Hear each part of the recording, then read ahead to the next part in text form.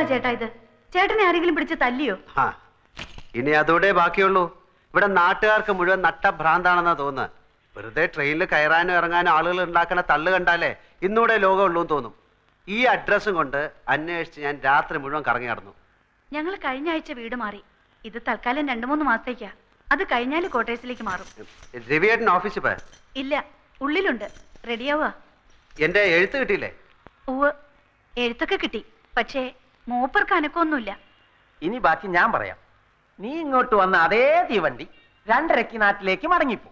പെട്ടെന്ന് ചെന്നാൽ ടിക്കറ്റ് കിട്ടാൻ വലിയ തിരക്കുണ്ടാവില്ല കുഞ്ഞളിയാ. ഇത്രയും ദൂരം സഞ്ചരിച്ചു വന്നിട്ട് അപ്പോട്ടിനൊന്ന് ക്ഷീണം മാറ്റി നാളെ പൊയ്ക്കോട്ടെ രവേട്ടാ. ആണോ? എന്നാ നീ ചെന്ന് കുറച്ച് എണ്ണയും കുഴമ്പും ഒക്കെ എടുത്തു വെച്ച് കൊടുക്ക് പൊന്നാങ്ങളേക്ക്. മൂപ്പര് ഉണ്ട് കുളിച്ച് സുഖമായിട്ട് കുറച്ച് ദിവസം ഇവിടെ താമസിക്കട്ടെ. എണ്ണയും കുഴമ്പൊക്കെ തേച്ച് അളിയാൻ കുളിച്ചാൽ മതി. നീ ഇതൊന്ന് ഒപ്പിട്ട് തന്നാ ഞാൻ പൊക്കോളാം. കൊടു, എന്നെ നോക്കണ്ട, നന്നായിട്ടൊരു ഒപ്പിട്ട് കൊടു. അളിയൻ കൊണ്ടുപോയി വിക്കട്ടെ സുഖമായിട്ട് തറവാട്. രവിയേട്ടാ, ഞാൻ വിശദമായിട്ട് രവിയേട്ടൻ എല്ലാം എഴുതിയിരുന്നു. അങ്ങേരോട് ബാങ്കിൽ നിന്ന് 4 ലക്ഷം മോഷ്ടിക്കാൻ ഞങ്ങൾ ആരും പറഞ്ഞില്ല. രവിയേട്ടാ, ദൈവദോഷം പറയരുത്. ബാങ്കിൽ അച്ഛന്റെ കൗണ്ടറിൽ നിന്ന് ആരോ കണക്ക് തെറ്റിച്ചെഴുതി 4 ലക്ഷം കാണാതാക്കി. അച്ഛൻ മോഷ്ടിച്ചെങ്കിൽ ആ പണം എവിടെ? ആ പണം ഉണ്ടായിരുന്ന അച്ഛൻ സ്വന്തം വീട് വെക്കാൻ തയ്യാറാവോ? അതൊക്കെ തന്നെ അച്ഛന്റെ അടവാ. പണം മോഷ്ടിച്ചിട്ടില്ല എന്ന് മറ്റുള്ളവരെ ബോധ്യപ്പെടുത്താനുള്ള അടവ്. രവിയേട്ട ഇത്ര ദുഷ്ടനാണോ? ഞാൻ ദുഷ്ടനായതുകൊണ്ടാണ് നിന്റെ പെങ്ങളെ ഞാൻ ഇപ്പോഴും പോറ്റുന്നത്. പാടം തരാം, പറമ്പ് തരാം, പൊന്ന് തരാം എന്നൊക്കെ പറഞ്ഞ് മോഹിപ്പിച്ചിട്ട്. അതൊന്നും ചുമ്മാ പറഞ്ഞതായിരുന്നില്ല. ഇങ്ങനെ ഒരു കേസ് ഇടുത്തി പോലെ തലേ വന്ന് വീഴുന്ന ആരെങ്കിലും വിചാരിച്ചോ? നീ കൂടുതൽ സംസാരിക്കണ്ട. വീട് തൽക്കാലം അങ്ങനെ വിൽക്കണ്ട. ഇവിടെ ഒപ്പിടുന്ന പ്രശ്നമില്ല. പണം കൊടുത്തില്ലെങ്കിൽ അച്ഛന് ജയിലിൽ കിടക്കേണ്ടി വരും. കിടക്കട്ടെ. ജയിലിൽ ഇപ്പം നല്ല ഭക്ഷണം കൊടുക്കുന്നത്. ഫാൻ, TV, എല്ലാ സൗകര്യങ്ങളും ഉണ്ട്. പിന്നെ അല്ലാതെ എന്ത് പറഞ്ഞാലും ഇത് ഒപ്പിട്ട് വാങ്ങിക്കാതെ എനിക്ക് ഇവിടുന്ന് പോകാൻ പറ്റില്ല. നാട്ടിൽ നിന്ന് വന്ന് തെണ്ടി തിരിഞ്ഞ് കിടക്കുന്ന എത്രയോ പേര് ഈ സിറ്റിയിലുണ്ട്. വേണമെങ്കിൽ നിനക്ക് തണ്ടാൻ അടുക്കളയിൽ നിന്ന് ഒരു ചട്ടിയോ ചിരട്ടയോ ഞാൻ എടുത്തു തരാം. അങ്ങനെയാണ് വിധിയെങ്കിൽ ചട്ടി ചിരട്ടൊക്കെ എനിക്ക് വെളിയിലും കിട്ടും. എന്നാ ചെല്ല്, നേരം കളയാതെ ചെന്ന് തെണ്ട്. രവിയേട്ടാ, ആവശ്യമില്ലാത്ത കാര്യങ്ങളൊന്നും സംസാരിക്കണ്ട. ആജ്ഞയാണോ? എണ്ണം ഉണ്ടെങ്കിൽ നീയും കൂടി ഇറങ്ങി ചെല്ലടി. വേണ്ട മിനി, നിങ്ങൾ തമ്മിൽ വഴക്കരുണ്ട. തെണ്ടിയിട്ടായാലും മോഷ്ടിച്ചിട്ടായാലും അച്ഛനെ രക്ഷിക്കാനുള്ള വഴി കാണാതെ ഞാൻ ഇവിടുന്ന് മടങ്ങിപ്പോവില്ല. പക്ഷെ ഒന്ന് ഞാൻ തീർത്ത് പറഞ്ഞേക്കാം, ഇനി തന്റെ ഔദാര്യത്തിന് വേണ്ടി ഞാൻ ഈ പടി ചവിട്ടില്ല. നീ പോയി കാപ്പി എടുക്കടി.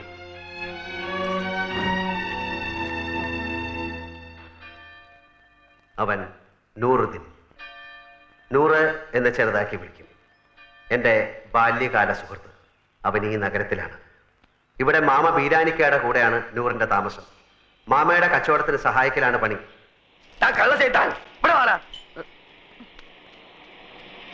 എന്താ മാമ? 78 43 കൂട്ടിയാൽ എത്രണ്ട? 8 3 11, പിന്നെ 7 4 11 121 അല്ലേ? ഇതെത്ര? അത് 111. ഇങ്ങനെയാണ് കണക്ക് ചെയ്താൽ 10 രൂപയ്ക്ക് എന്റെ വാപ്പ ഉണ്ടായി തരുമോ? ഇയാളെ മുടിപ്പിക്കാനായിട്ട് കുടിക്കാനല്ലേ?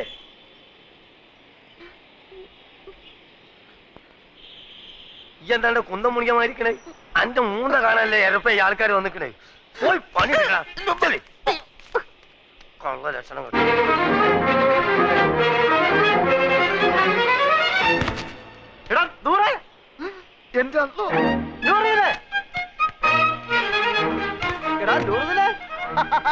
എനിക്കറിയാം നീ സ്റ്റേഷനിൽ വന്ന കാണും തിരക്കിനിടപെട്ട് വട്ടം കറങ്ങിണ്ടാവുന്ന. ഞാനും നിന്നെ പരിധി എവിടെ കാണാൻ?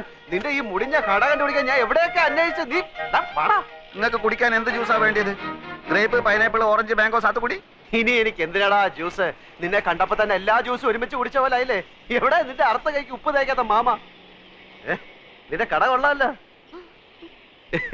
നിന്റെ മാമ തട്ടിപ്പോയാല് പിന്നെ ഈ കട നിനക്കായിരിക്കും അല്ലേ? ധാരണ്ട് ഞമ്മക്ക് അറിഞ്ഞൂടാ.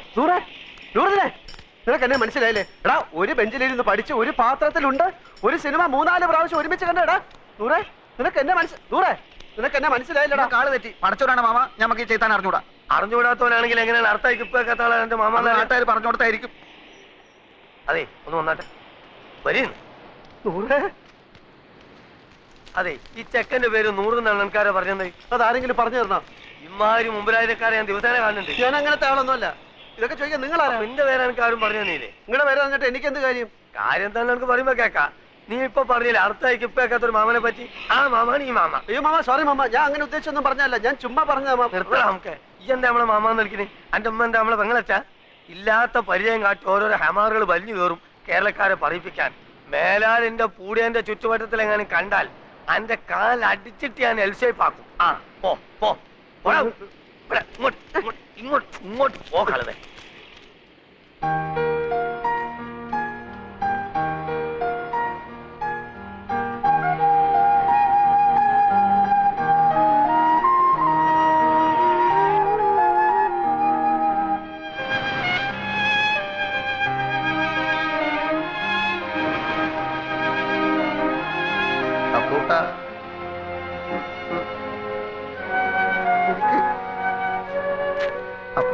ഈ കടപ്പുറം നിന്റെ തറവാട്ട് വകയൊന്നുമല്ല. നിനക്ക് എന്നെ അറിയില്ലല്ലേടാ പൊന്നി. എടാ സ്കൂളിൽ പഠിക്കുമ്പോൾ ഞാൻ നിനക്ക് എത്ര ഐസിക്ക് വാങ്ങിച്ചു തന്നിട്ടുണ്ടോ? എടാ എല്ലാ കണക്ക് പരീക്ഷയ്ക്ക് നീ എന്റെ പേപ്പർ കോപ്പി അടിച്ചല്ലേടാ ജയിച്ചത്. എടാ 8ാം ക്ലാസ്സിൽ പഠിക്കുമ്പോൾ ഹൈമവതിയുടെ ചോറ് കട്ട് നിന്നതിനെ നിന്നെ സ്കൂളിൽ സസ്പെൻഡ് ചെയ്തപ്പോൾ ഞാനല്ലേടാ കുറ്റം ഏറ്റെടുത്ത് നിന്നെ രക്ഷിച്ചേ. പറയടാ കഴിഞ്ഞ എന്ത് കഴിഞ്ഞാന്ന് പറഞ്ഞു കഴിഞ്ഞോന്ന് കഴിഞ്ഞെങ്കിൽ ഞമ്മക്കും ചിലത് പറയാനുണ്ട്. എനിക്ക് കേൾക്കണ്ട. എന്നാ ചെവി പൊത്തിക്കള. പലിശക്ക് പണം കൊടുക്കുന്ന മാമാന്റെ ആട്ടും തുപ്പും സഹിച്ചിട്ട് നമ്മളിവിടെ കയ്യാ. എന്തിന്? മൈമുനേനെ മറ്റാരും തട്ടിക്കൊണ്ടുപോവാതിരിക്കാൻ വേണ്ടി. ശമ്പളം ഇല്ല, നല്ലൊരു ഷഡ്ഡി വാങ്ങാനുള്ള പൈസ പോലും അയാൾ തരില്ല. സഹിക്കുക. അങ്ങനെ ഇരിക്കുമ്പോൾ കഴിഞ്ഞ കൊല്ലം നാട്ടിൽ നിന്നൊരു പകയം വന്ന് ചാടി.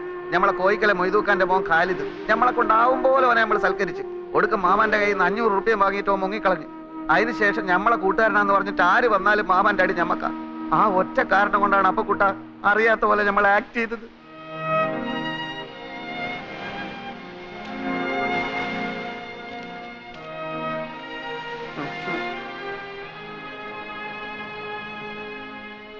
എന്നാലും ഒരെന്നാലുമില്ല.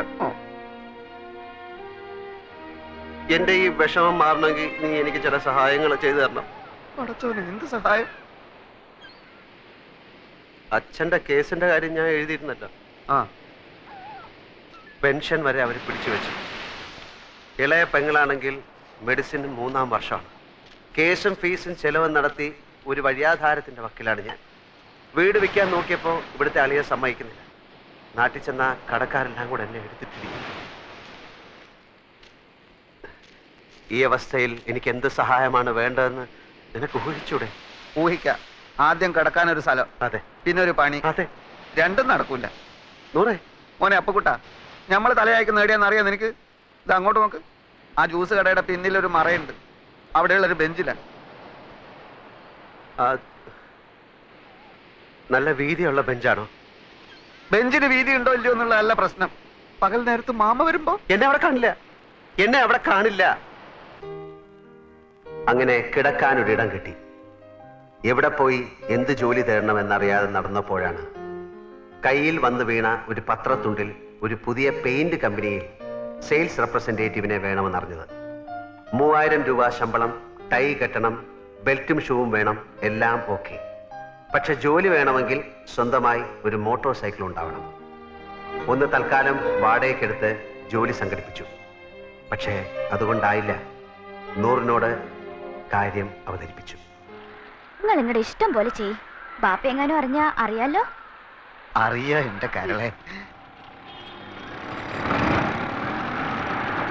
പകയാ ചതിക്കല്ലേ. സ്നേഹമുള്ളവളാ മൈമുന. എടാ നൂറെ, 5000 രൂപ കൊടുത്താൽ മാർവാടി ബൈക്ക് വരും. 2000 എന്റെ കയ്യിലുണ്ട്. ഇത് വെച്ച് 3000. ബൈക്കും ജോലിയും കയ്യിൽ. 600 രൂപ അടവുള്ളൂ. എല്ലാം ശരിയാവും. നീ വാ. ഇടക്കാല ആശ്വാസം പോലെ ഒരു മുറിയും പണിയുമായി. ജീവിതം കൂടുതൽ വഷളാവുകയാണ്. ആഹാരവും വാടകയും പെട്രോളും കഴിയുമ്പോൾ ശമ്പളം തീരുന്നു. 3 മാസമായി ബൈക്കിന്റെ കുടിശ്ശിക അടച്ചിട്ടില്ല. ബൈക്ക് വാങ്ങാൻ കാശ് എന്ന മാർവാടിയുടെ ഗുണ്ടകൾ അത് പിടിച്ചു വാങ്ങാൻ തപ്പി നടപ്പ് തുടങ്ങി. അതിലും കഷ്ടമാണ് നൂറിന്റെ മുഖത്ത് നോക്കാൻ. മൈമുനയുടെ 3000ന്റെ പലിശ കയറി വരുന്നു.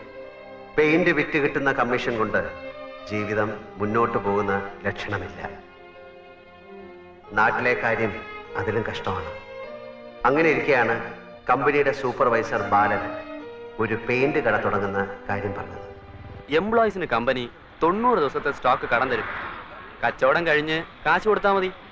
കട തുടങ്ങാനുള്ള കാശ് ബാങ്കിൽ നിന്ന് ലോൺ തരും. ചെറിയ തോതിൽ തുടങ്ങിയതാണ് ഞാൻ. ഇപ്പൊ എല്ലാ ചെലവും പോയിട്ട് മാസം 20,000 രൂപ എന്റെ പാക്കറ്റിൽ കിടക്കും. ഞാൻ ബാങ്കിൽ പോയി അപേക്ഷിച്ചു. 2 വർഷത്തേക്കെങ്കിലും സ്വന്തമായോ വാടകയ്ക്കോ ഒരു കട കയ്യിലുള്ളതായി കാണിച്ചാൽ ലോൺ തരാം എന്ന് സർദാർജി മാനേജർ പറഞ്ഞു. കൊടുക്കാന്ന് പറഞ്ഞിട്ട് മാസം 2 മാമ അറിഞ്ഞാൽ എന്റെ മയ്യത്തും ഓളെ നിക്കാഹ് ഒരുമിച്ച് നടക്കും. എടാ അതിപ്പോ ഞാൻ പണം കൊടുത്താലും നിന്റെ മയ്യത്തും അവളുടെ നിക്കാഹും ഒരു ദിവസം തന്നെ നടക്കും. നീ അയാളെ താങ്ങി നടക്കുന്നിടത്തോളം കാലം ഈ നിക്കാഹ് നടക്കില്ല. ഓളെ വേറെ ആരെങ്കിലും കെട്ടിക്കൊണ്ടുപോകും. ബേജാറാക്കുന്ന വർത്താനം പറയല്ലേ അപ്പക്കുട്ട. നീ ഒരു കാര്യം ചെയ്യും, നീ ആ കട തൂത്തുവായിരുന്ന പണി നിർത്തിയിട്ട് സ്വന്തമായിട്ടൊരു കച്ചവടം തുടങ്ങാൻ നോക്ക്. അതിന് പണം വേണ്ടേ? ഉണ്ടാക്കണം. അതെങ്ങനെ? നീ എന്റെ കൂടെ നിൽക്കേ. ഞാനൊരു പെയിന്റ് കട തുടങ്ങാൻ പോവാണ്. ഒരു 4 ലക്ഷം രൂപയാവും. പണം കായ്ക്കുന്ന മരം എന്തെങ്കിലും നട്ടുപിടിപ്പിച്ചിട്ടുണ്ടെങ്കിൽ 4 ലക്ഷം പോലും. എടാ ബാങ്ക് തരും. മാനേജറെ പോയി കണ്ടു. നല്ല അമ്പോറ്റി ഒടിച്ചിങ് ലോണിനുള്ള ആപ്ലിക്കേഷൻ കൊടുത്തു. അടുത്ത ആഴ്ച കാശ് കിട്ടും. അപ്പൊ കുട്ടാ നമ്മളെ അങ്ങനെ മണ്ടനാക്കല്ലേ. നിനക്ക് എന്നെ വിശ്വാസം ഇല്ലെങ്കിൽ നീ എന്റെ കൂടെ വാ. ബാങ്ക് മാനേജറുടെ വായി തന്നെയൊക്കെ 2 ലക്ഷം രൂപ ഡിപ്പോസിറ്റ് കൊടുത്താൽ 10 ലക്ഷം രൂപയുടെ സ്റ്റോക്ക് വരും. വിറ്റിട്ട് 3 മാസം കൊണ്ട് പൈസ തിരിച്ചു കൊടുത്താൽ മതി. കടയുടെ വാടക 1.25 ലക്ഷം രൂപ. പോയിട്ട് 75,000 25,000 വീട്ടിലേക്ക് അയച്ചു കൊടുത്താലും കുറെ നാളത്തേക്കുള്ള കേസും ഫീസും നടക്കും. ബാക്കി 50,000 15,000 കൊണ്ട് ആ മറ്റേ മോട്ടോർ ബൈക്ക് മാറാടിയുടെ മുഖത്ത് വലിച്ചോണ്ട് കൊടുക്കും. ബാക്കി 35,000 15,000 കൊണ്ട് അന്തസ്സുള്ള വൃത്തിയായിട്ടൊരു സ്ഥലം താമസിക്കാൻ. അപ്പൊ മൈമനയുടെ 3,000 അത് കൊടുക്കും. പോയിട്ട് 22,000. അത് ഞാൻ എന്ത് ചെയ്യുന്നറിയോ? കൊറേ കുപ്പായം വാങ്ങും, കൊറേ സിനിമകൾ. എടാ മണ്ട മുത്തപ്പ, അത് ഞാൻ നിനക്ക് തരും. ഒരു ജ്യൂസ് കട തുടങ്ങാൻ.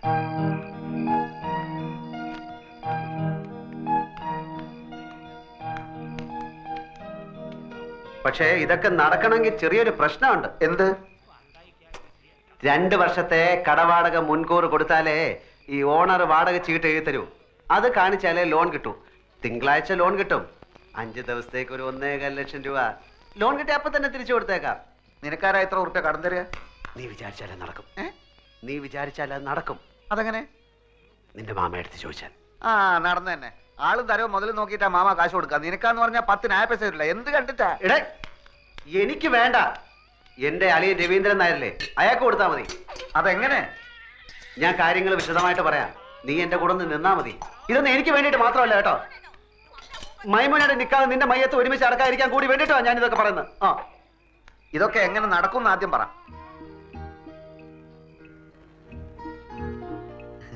ഞമ്മളിപ്പോ വന്നത് മാമാന്റെ അടുത്ത് ഒരു രഹസ്യം പറയാനാണ്.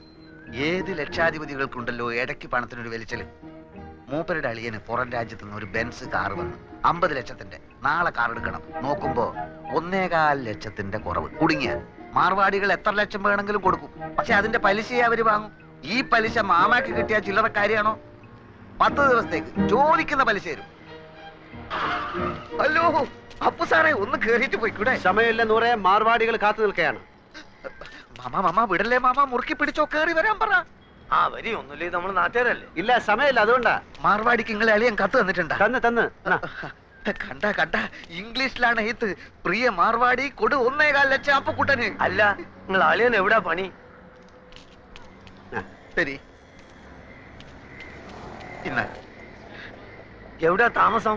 എല്ലാം ആ കാർഡിലുണ്ട്. എന്താ ചോദിക്ക? അല്ല ഒന്നുമില്ല, അതിപ്പം എല്ലാം തുറന്ന് പറഞ്ഞോ മാമ. അത് അപ്പുക്കുട്ട സാറേ, കണ്ട മാർവാടികൾക്ക് കൊടുക്കുന്ന പലിശ നമ്മുടെ മാമക്ക് കൊടുത്തു. അത് എന്നോട് ഇപ്പൊ ഇവിടെ ചായ കൊണ്ടുവരാൻ പറഞ്ഞു. കടന്നു പോലെ ഒത്ത് നിങ്ങൾ ചാവിടിക്ക്. അല്ലെങ്കിൽ 1.25 ലക്ഷത്തിന് മാറുപാടിക്ക് എന്ത് പലിശ കൊടുക്കും? അളിയന് പലിശ അല്ല പ്രശ്നം. കാര്യങ്ങൾ നല്ല വെട്ടിയും തീയും പോലെ നടക്കണം. പലിശ എത്ര വേണമെങ്കിലും കൊടുക്കും. 1.25 ലക്ഷം എടുത്ത് കൊടുക്കും മാമ. ഇവിടെ ഉദ്യോഗമോ ബിസിനസ്സോ ഇല്ലാത്ത ആൾക്കൊന്നും പണം കൊടുക്കൂല. ഒരു കാര്യം ചെയ്, ഞാൻ നാളെ നിങ്ങൾ അളിയന്റെ വീട്ടിലേക്ക് വരാം. നിങ്ങൾ അവിടെ ഉണ്ടാവുമല്ലോ? നാളെ ഞാൻ ഉണ്ടാവില്ല. ഞാൻ ഡൽഹി വരെ ഒന്ന് പോകും. അതെന്തിന്? ഒരാളെ കാണാൻ 3-4 ദിവസം കഴിഞ്ഞ് വരും. എന്റെ കൈ നൂറേ, എടാ നൂറേ. എന്താ മാമ? എന്റെ കൂട്ടുകാരൻ പോവാണ്. നൂറുടെ വാ. ഇല്ല ഓൻ വരുന്നില്ല, ഓൻ ഇവിടെ പണിയുണ്ട്. നിങ്ങൾ പോയിക്കോളി. അപ്പൊ ശരി. ലേശം കാര്യം. എന്ത് കാര്യം മാമ? ഈ എന്തിനാണ് ഇപ്പൊ അർജന്റായിട്ട് അടുക്കളയിൽ പോയത്? കപ്പ് ഉണ്ടോക്കെ? എടാ പ്രായം കഴിഞ്ഞ ഒരു പെൺകുട്ടിയില്ല അവത്ത്. എത്ര കിട്ടിയാലും പഠിക്കൂലെന്ന് വെച്ചാല്.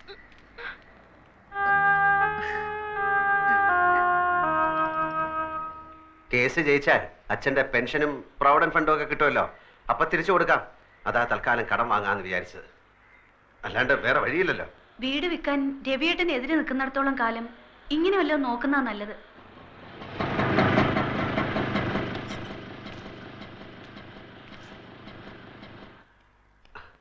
അവരെ കാണുന്നില്ലല്ലോ. 10:30 മണിക്ക് വരാന്ന് പറഞ്ഞ 2 ദിവസം ഞാൻ കുളിക്കുകയോ ഷേവ് ചെയ്യുകയോ ഒക്കെ ചെയ്തു. അതിനെന്താ, ചേട്ടൻ ഇവിടെ കുളിക്കാലോ. ആ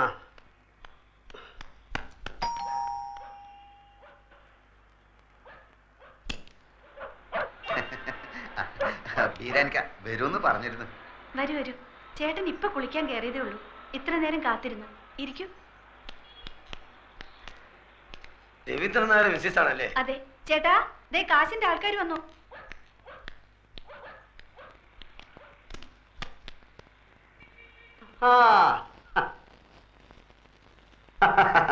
ബീരാനിക്കല്ലേ? ഇതാണ് ആള്.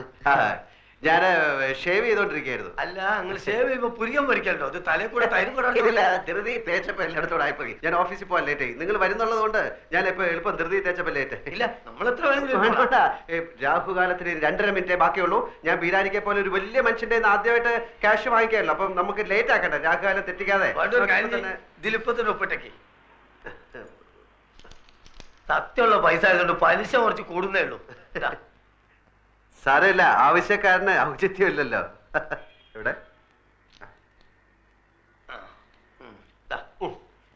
ഇതിലൊരു 40 ഉറുപ്പ്യയുടെ കുറവുണ്ടാവും. കാരണം ഞാൻ ഓട്ടോറിക്ഷ എടുത്ത് വന്നാണ് ഇങ്ങോട്ട്. അതിന് കൊടുത്ത് നിങ്ങൾ ആവശ്യത്തിന്. സാരമില്ല, ഞങ്ങൾ ആദ്യമായിട്ടാണ് അന്യനായ ഒരാളുടെ കയ്യിൽ നിന്ന് പൈസ കടം വാങ്ങിക്കുന്നല്ലേ. ഞാനും ആദ്യമായിട്ടാണ് ഇത്ര വലിയൊരു എമൗണ്ട് കടം കൊടുക്കണേ. ഇങ്ങനൊരു നിവർത്തിയോട് വന്നതുകൊണ്ടാ. പിന്നെ ഞാനൊന്ന് കുളിച്ച് റെഡി ആയിട്ട് വരാം. Okay okay okay. അപ്പൊ ഇന്ന് 11, അടുത്ത 21-ന്. അതല്ല നമ്മൾ പറഞ്ഞ മാതിരി 100 പറഞ്ഞില്ലേ? 100 പറഞ്ഞു, എന്നാലും പോരല്ലോ, നമ്മൾ തമ്മിലൊന്നും ഉറപ്പിക്കണ്ടേ. ഞാൻ വാക്ക് മാറില്ല ബീരാനിക്ക, നിങ്ങൾ ധൈര്യമായിട്ട് പോയിക്കോളൂ. പിന്നെ നമ്മൾ പോയിട്ട് വരാം. നമ്മളെ പറഞ്ഞ പോലെ. മാനേജർ സർദാർജി തിങ്കളാഴ്ച ലോൺ ശരിയാക്കാം എന്ന് വാക്ക് തന്നു.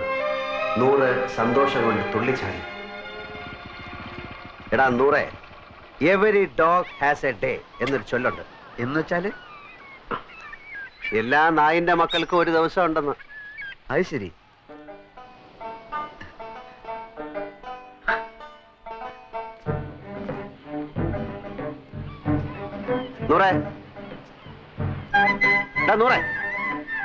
ഉപദ്രവിക്കല്ലേ, നമ്മളൊരു കിനാവ് കാണാണ്. പണമില്ലാത്ത ഒരു കിനാവ് കാണാൻ പാടില്ല എന്നാ പറയാ. നമ്മളിൽ ഇപ്പൊ പണമുണ്ടല്ലോ, നമ്മളും കാണട്ടെ ഒരു കിനാവ്. വലിയ നിധി കിട്ടിയവൻ കാണുന്നൊരു കിനാവ്, കിനാവ് കിനാവ്. വലിയ പാദുഷമാര് കാണുന്നൊരു കിനാവ്, കിനാവ് കിനാവ്.